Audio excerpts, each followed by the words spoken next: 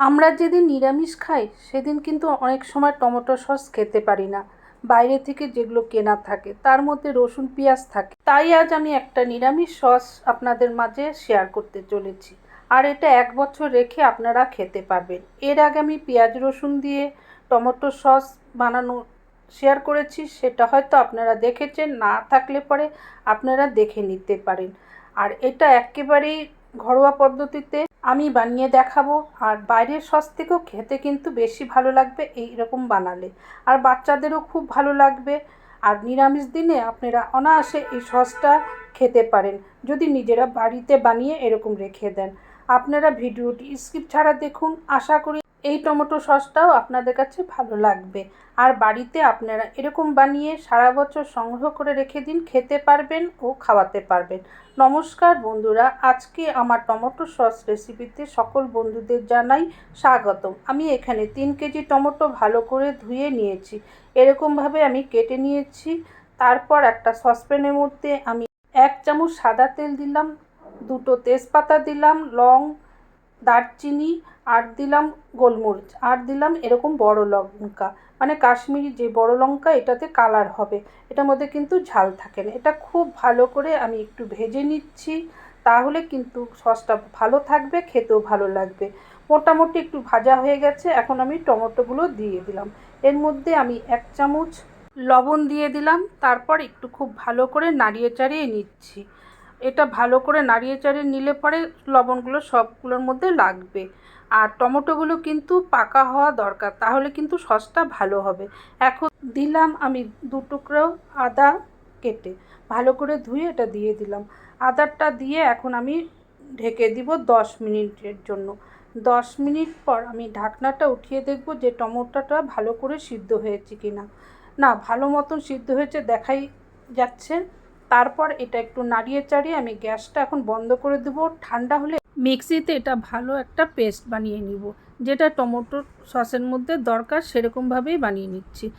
এটা এখন খুব ভালো করে ছেঁকে নিব, যাতে ভিতরে দানাগুলো না থাকে। এরকম বড় স্টিলের চাটনির মধ্যে ভালো করে ছেঁকে নেবেন আপনারাও যখন বানাবেন, যাতে এর ভিতরে দানা দানা ভাবটা না থাকে, মুখে যেন না লাগে, তাহলে কিন্তু খেতে একদমই ভালো লাগবে না। যে সকল বন্ধুরা ভিডিওটি দেখা শুরু করেছেন এখন পর্যন্ত লাইকটা দেননি, আপনারা কিন্তু লাইকটা দিয়ে নিন।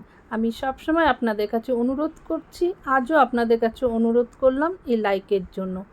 আপনারা দেখতে থাকুন, আর এরকমভাবেই কিন্তু আমি যেরকম বানালাম আপনারা বাড়িতে বানিয়ে নেবেন। দেখুন এরকমভাবে কিন্তু ছেঁকে যাচ্ছে, মানে এই ছাবড়াগুলো কিন্তু বার হয়ে গেছে। এখন পরপর আমি করে নিলাম। একটা কড়াইয়ের মধ্যে আমি এটা বসিয়ে দিলাম। ছোট চামচের আমি 1.5 চামচ হলুদ দিয়ে দিলাম।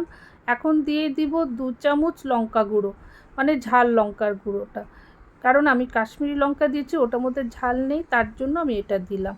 এখন দিয়ে দিচ্ছি খাবার লবণ 1 চামচ, আর 3 চামচ দিয়ে দিব বিট লবণ, তবে ছোট চামচ দেখলেই বুঝতে পারছেন। আর স্বাদটা যেন পরিমাণটা একই থাকে, ঝাল টক মিষ্টি, তাহলে কিন্তু সসটা খেতে ভালো লাগবে। আর এখন অনবরত নাড়িয়ে যাব, আস্তে আস্তে কিন্তু কালারটা ফিরে আসবে। এখন দিয়ে দিলাম সামান্য গুড়, আর দিয়ে দিব 3 চামচের বড় চামচের চিনি। আপনারা চিনি দিয়ে পুরোটা করতে পারেন বা গুড়টা দিয়েও পুরো করতে পারেন। যেহেতু চিনিটা আমরা একটু অ্যাভয়েড করি, তার জন্য আমি গুড়টা দিলাম। আপনারা চিনিটা নিজেরা বুঝে দিবেন, তবে এটার মধ্যে ঝাল টক মিষ্টি যাতে থাকে, সসটা কিন্তু ভালো লাগবে। এখন আমি দিয়ে দিলাম একটা লেবু কেটে রেখেছিলাম, বিচি ফেলে দিয়ে রসটা দিয়ে দিলাম। এর আগে আমিষের সসের মধ্যে আমি কিন্তু তেঁতুলের রস দিয়েছিলাম, আপনারা কিন্তু তেঁতুলের রসটাও দিতে পারেন যদি লেবুর রস না দিতে চান। আপনারা ওই ভিডিওটি দেখে নেবেন, তাহলে বুঝবেন এটার মধ্যে ওটার মধ্যে পার্থক্যটা। এটা যেহেতু নিরামিষ, অনেক কিছু বদলে গেছে।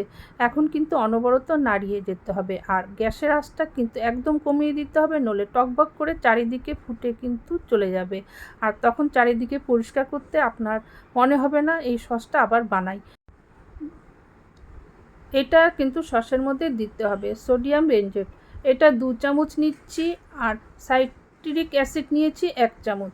এটা অনলাইনে পেয়ে যাবেন এবং কোনো পানীয় দোকানে পেয়ে যাবেন বা মুদির দোকানে পেয়ে যাবেন। এটা কিন্তু সসের মধ্যে দিতে হবে, এটাই টমেটো সসকে ভালো রাখে এবং অনেক দিন রেখে খেতে পারবেন, আর বাইরের যে টমেটো সস সেরকম কিন্তু স্বাদ পাবেন।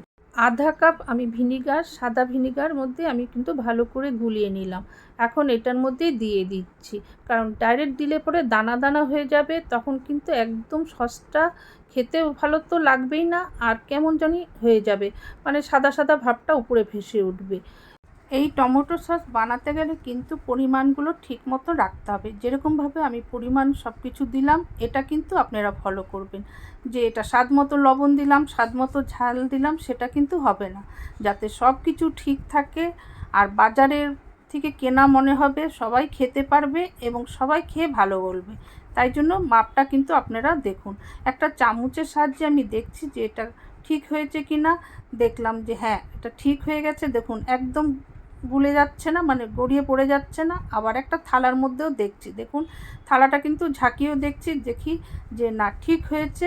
এখন আমি গ্যাসটা বন্ধ করে দিব। আপনারাও কিন্তু এরকমভাবে চেক করে নেবেন, যাতে বেশি গাঢ় না হয়, বেশি পাতলা না হয়। আমি এখন এটা ঠান্ডা করতে দেব। ঠান্ডা হলে পরে আমি বোতলে ভরে রাখবো। যে সকল বন্ধুরা ইউটিউব চ্যানেল থেকে আমার আজকের রেসিপিটি দেখলেন, টমেটো সসটা যদি ভালো লাগলো, তাহলে আপনাদের কাছে অনুরোধ রইল চ্যানেলটি সাবস্ক্রাইব করে দিবেন, তার সাথে বেল বটন অন করে রাখবেন। আমি যখনই নতুন ভিডিও দিব আপনাদের কাছে নোটিফিকেশন চলে যাবে। আপনারা এসে দেখতে পারবেন এবং শিখে বাড়িতে বানাতে পারবেন।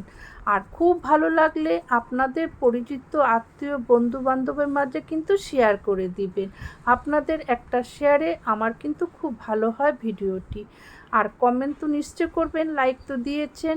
আর যারা ফেসবুক পেজ থেকে ভিডিওটি প্রথমবার দেখছেন, দেখে যদি ভালো লাগে পেজটিকে কিন্তু ফলো করে দিবেন। আর আপনাদের আপনজন পরিজনের কাছে শেয়ার করে দিবেন এই ভিডিওটি, তারাও দেখে শিখতে পারবে। আর আপনাদের একটা শেয়ারে ভিডিও ভালো হয়, তাই অনুরোধ রইল আপনারা ভিডিওটি শেয়ার করে দিবেন।